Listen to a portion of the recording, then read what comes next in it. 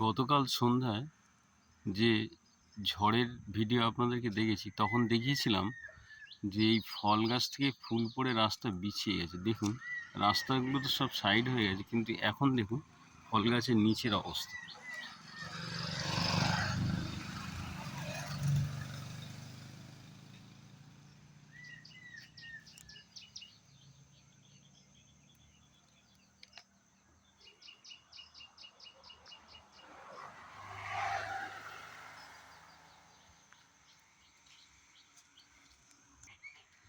এই সেই ফল গাছ, এটা হচ্ছে স্থানীয় নাম।